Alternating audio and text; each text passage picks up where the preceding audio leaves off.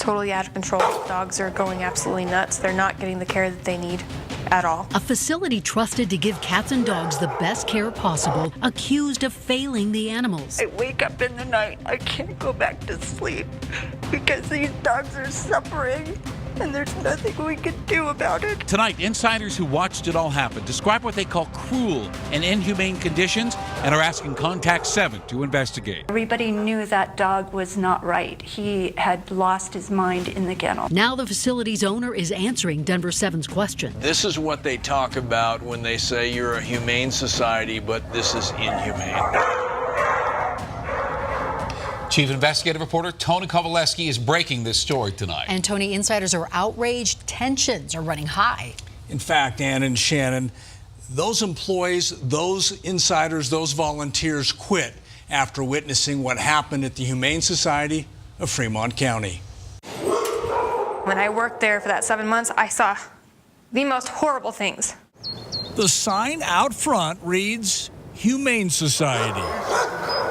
I saw dogs go crazy in their kennels. Dogs were being warehoused. But insiders tell a different story. Kept for sometimes 2 years and being hurt in the process. They say what goes on in this back kennel, What's it like to do what you do? Heartbreaking. is anything but humane. Just to see a dog kind of get worse in the kennel kind of breaks you. We're failing these animals. I'm in love with a lot of those animals. I cannot sit by anymore while they waste away in that shelter. Show of hands, how many of you have lost confidence in the executive director? All 5 of you. All 5. Is that part of the reason you're here? Yes. Absolutely. Yeah. You're looking at a group of insiders, all worked or volunteered at the Humane Society of Fremont County. They spent months sending letters to the board. I hope that this investigation brings to light what's been happening in the shelter. I feel like if people knew, if the community knew, if donors knew what was actually going on with the animals in there, they would demand change. They would demand that the people in power actually put the animal welfare first. There's dogs that have been there so long that are deteriorating. And you've watched it happen. I wake up in the night, I can't go back to sleep because these dogs are suffering and there's nothing we can do about it.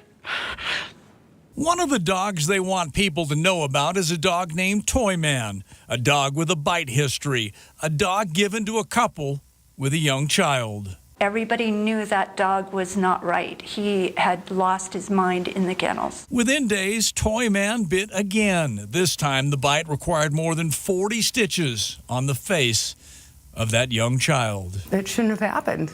We should have stopped that. It could have been stopped. There are also serious questions about how the shelter handled this dog. His name, Cracker. He goes nuts. He spins and spins in his kennel. He jumps up on the chain link, and he has no nails on the front of his paws because he rips them out. It's cruel. It's inhumane. And cruel and inhumane is how they describe decisions made by the executive director, allowing employees to use outdated, expired euthanizing medication. We only had expired euthanasia drugs. It was called Fatal Plus, and we had a big bottle and we had a little bottle, and we were told that we cannot use anything but that Fatal Plus. Expired by a couple days? It was expired by, I think, 3 or 4 years. I would go home at night and just lose it. I mean, this job's hard enough without having to be made to use expired drugs to euthanize animals and watch them suffer and die. Kelly Ramos served as the shelter's manager. She resigned just a few weeks ago. I have no idea, honestly. I'm constantly told we have no money. I'm constantly told this is just what we have to do. And I have been told, what's the worst that can happen? It kills them. Who said that? The director.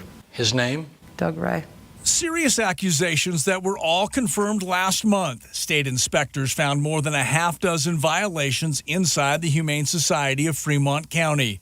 Kennels not properly disinfected, dogs with bite histories allowed in public areas, and the state confirmed all 3 of the issues insiders shared with Contact 7, use of expired medications and failures in the handling of Cracker and Toy Man.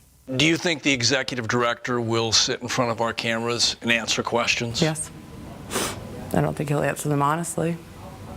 But yeah, he'll answer your questions. No kill is important to me. And the shelter's executive director did agree to respond to all accusations. No kill just means you never kill a single healthy or treatable animal.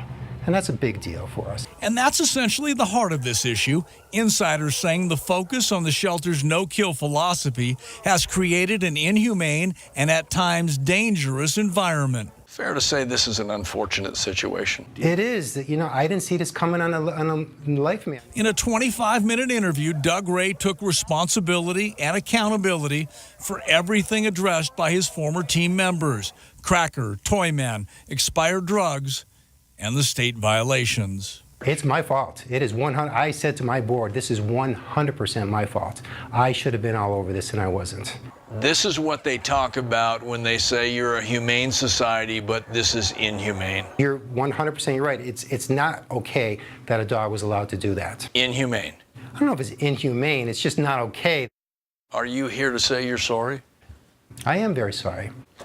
What's going on inside? This just hurts. Just hurts. The whole thing just hurts. I should have never let this happen, and I did. So, but it's not going to happen again. I got my word on that. I learned a wicked big lesson here, for sure. And we have an example of the changes made since learning about our report in the state's inspection. Take a look. Take a look at this video. That's Cracker's paws, no longer bleeding. They have him in a new concrete-free and chain-link fence-free kennel. Director Doug Ray says what happened before simply won't happen again. The insiders that we talked with have said their sole purpose is to improve the quality of care for the animals. I think their message has now been heard. And Shannon? Tony, thank you. Thank you.